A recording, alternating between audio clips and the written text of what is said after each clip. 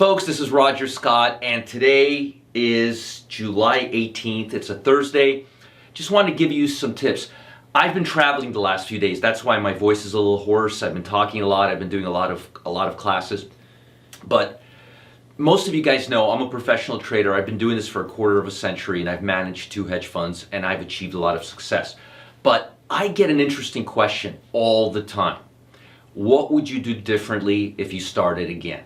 What would you differently, Roger? Like, give me the major things you would do differently. So I'm going to summarize this for you today in today's video. I decided to break it up into 3 parts because I believe that there were 3 instrumental parts that really helped me break through to the other side, so to speak.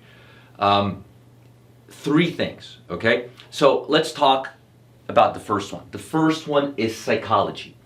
Many traders, most traders, have a completely false sense of belief. Now, when I say psychology, I'm not talking about the psychology you need to stay away from greed and fear. That's not what I'm talking about. I'm not talking about the psychology about how to place a trade and stay in the trade, not to get stopped out, not trading emotionally. That's not what I'm talking about. I'm talking about what you believe. See, here's the problem, and here's what I found out. Because again, I started out as a broker, so I talked to a lot of people. And then I was a fund manager where I didn't talk to a lot of people. And then I started doing this with Market Geeks and Wealth Press. And again, I started talking to a lot of people. So I've had a lot of interaction. And believe it or not, one of the biggest reasons why traders fail is they have a very strong sense, a very wrong sense of self-belief. They don't have a real understanding of what trading is all about, okay? Let me give you a real simple analogy, okay? Let's say that you start working out, okay? And you get 10 guys telling you, hey, you're gonna be able to bench press 400 pounds after 2 weeks, all right?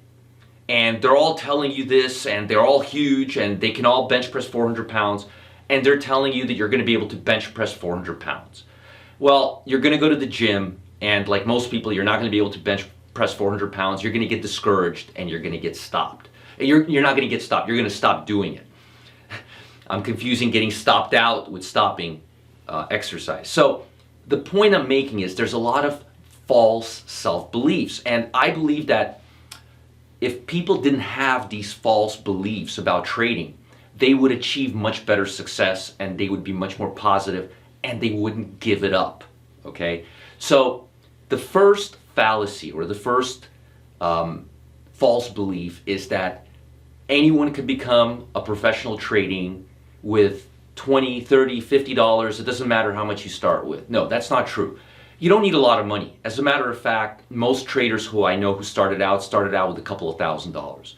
But you can't start out with $50 or $100 and expect to become a multimillionaire in a couple of years. You would have probably better odds going to Las Vegas and gambling. And you would get comped at the hotel because you'd lose all your money. Don't do that. Have realistic expectations. Set a goal for yourself. Start with a $5,000 account and try to make 20, 30, 40% a year. If you can outperform a market your first year of trading, you're doing really well. So, fallacy number 1, don't set yourself up for failure. Don't set yourself up for this amazing success right away. It takes time. If you want to be a lawyer, you go to law school. If you want to be a doctor, you go to medical school. What makes you think trading is any different? So, that false belief that anyone can start with any amount of money and build it up and be a millionaire, it's just not accurate. It's not true. Now, you can start with a small account and you can build it up, but you're going to have struggles along the way because as your account grows, you're going to have different issues come up. And I'll talk about that in the other video. But the most important thing is talk to people who started out. Talk to traders who are just getting started. See what they're going through. Okay? Trading is easy when you have all the right parts. All right. So in order to succeed, in order to be profitable, you need to have positive expectancy. Your first goal should be to get rid of these false beliefs and to achieve positive expectancy. Now, I know that sounds fancy, but positive expectancy is simply, over time, making more money than you lose, either by having higher percentage of accuracy or by having lower percentage of accuracy and bigger winner. But the bottom line is, if you over time cannot have winners that are bigger than your losers, you're not going to be successful. So that's number one. And again, a lot of this has to do with psychology and your belief system.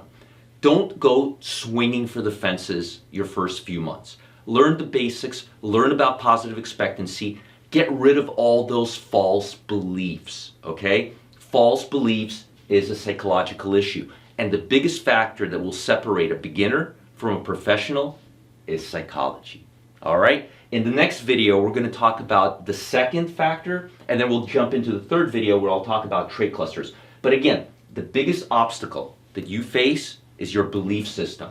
You're your biggest enemy. Change your belief system. Lower your expectations. Get started. Learn to walk before you run.